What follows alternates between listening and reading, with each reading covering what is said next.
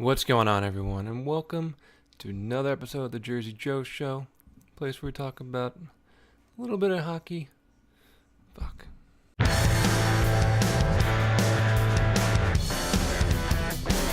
What's going on, guys, and welcome to another episode of the Jersey Joe Show, place where we talk about a little bit of everything, but mostly hockey. I'm your host, Jersey Joe, and tonight we're going to be talking about the Montreal Canadiens. They had one of the most interesting off seasons, I think, out of any team that I can think of. They made a ton of moves, a ton of roster changes and trades and signings, mainly because they did have a disappointing end to their season last year. If you don't know, they lost to the New York Rangers in 6 games in the first round. The summer before had traded PK Subban for Shea Weber. It was looking like they were trying to make some win now moves rather than trying to delay how good they were by a couple of years, because Shea Weber has a much heavier contract than PK. He's much older. He doesn't have a lot of years left in his prime. So it looked like they were trying to make a push. And then to end up getting knocked out in the first round by the Rangers, it wasn't exactly a good look for the Canadiens. And so they made a lot of retooling this offseason, a lot of trades. Arguably some for worse, though. Just because they made a lot of trades doesn't mean they made a lot of good ones. It seemed half were good, some were okay, and some just seemed like they were trying to throw things at a wall to see what sticked. So let's take a look at what they did. So you have the big blockbuster, again, which was a trade for Jonathan Drouin by sending Mikhail Sergachev to Tampa Bay. Then they get Carl Alzner on a 5-year contract from the Washington Capitals. They picked up David Schlemko. They picked up Mark Streit, Joe Morrow, and Ales Hemsky. But looking at this, it's very defense heavy, but you have to see what they gave up. So, like I said, they lost Sergachev in the trade for Drouin to Tampa.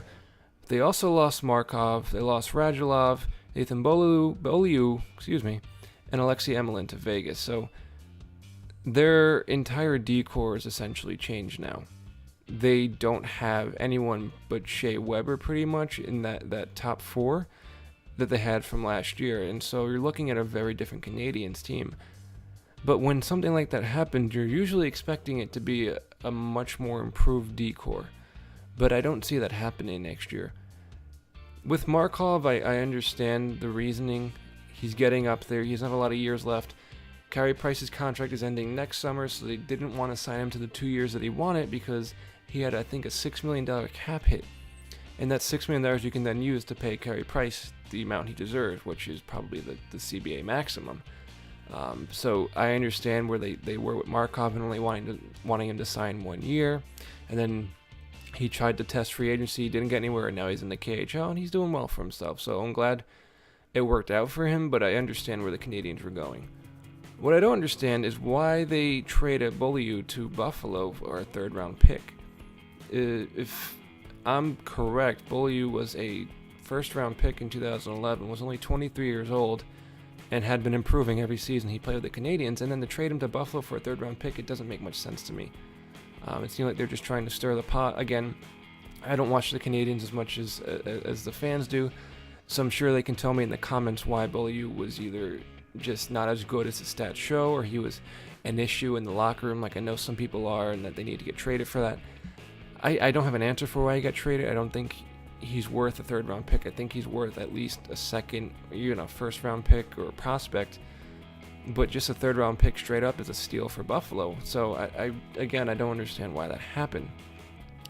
And then you also lose Alexei Emelin. And so, with Markov, Beaulieu, and Emelin out, Schlemko and Alzner, it's a different D, and not in a good way. You're looking at a much slower defense. It's a defensive defense, especially with Shea Weber there. I know Shea Weber has a slap shot, but he's not really known as an offensive defenseman. He's more known for a two-way or really a defensive defenseman.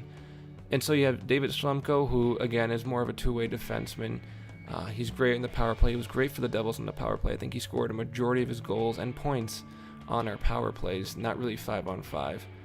And so with the forward core the Canadiens have, it's going to be an interesting team to watch. I really do think that they have no center depth, but they have a ton of star wingers, especially now with Drouin on the team. They have the best goalie in the world in Carey Price. I will admit that. He's beyond anyone else in the world. Not even the league, the whole world. I truly believe that. At least right now he is. He's posted, 4 or 5 straight seasons now of absolutely insane stats. So he's definitely been consistently the best goalie in the league. And so I do think that they have that. So they have goalies and they have wingers. Shea Weber's a great 1D, but he's getting older. David Schlemko's not that young. I know you have a few young D-men coming up, but they're not anything close to being what the Canadiens lost this offseason. And so, again, I'm not really sure what they were looking to do this offseason. I understand the Markov situation, like I said. The others I don't get. And so I'm hoping fans can shed light, because I only know what I see from the outside. I don't watch the games enough. I read the newspaper headlines. I hear from journalists, and they're kind of saying the same thing. Why? Why did you make those trades? And again, I'm not a GM. I'm not gonna sit here and act like I know more than any GM out there. But still, sitting here and being as knowledgeable as I can be in hockey, it doesn't make sense. So there's something I'm missing. There's something I'm not getting, or it really is just a number of bad or just kind of horizontal trades where you're not really gaining any value for what you give up. If anything, even if the player's skill set is comparable, you're still losing that chemistry they may have had with their line mates that they made over the past season or two. And so you technically are going to be losing in value even if the skill sets are comparable.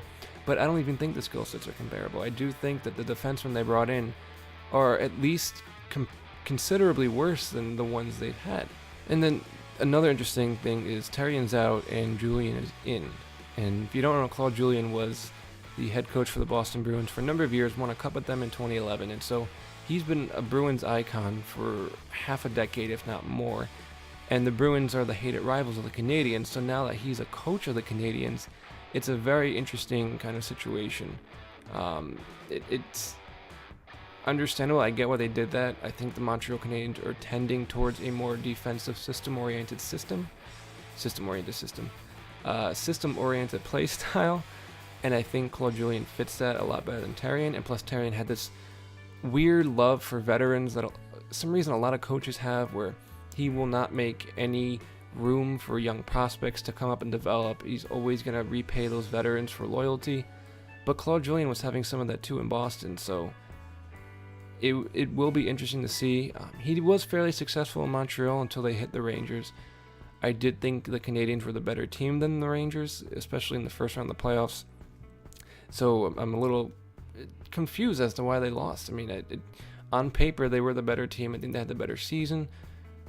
There really was no reason for them to lose in the first round, so I'm wondering if that's Claude Julien. Or maybe that was an issue with morale in the locker room, and that's why they traded away so many defenders for so little. So there's a lot of questions going into next season for the Canadiens, probably more so than anyone else. But they'll be interesting to see. And so again, this is my 31 teams in 31 days series. I'm doing one of these every single day, as much as I humanly can, because I am pretty busy right now. And tomorrow, you'll be seeing me again. I want to talk about another team. So like and subscribe, and I'll talk to you guys soon. Take care.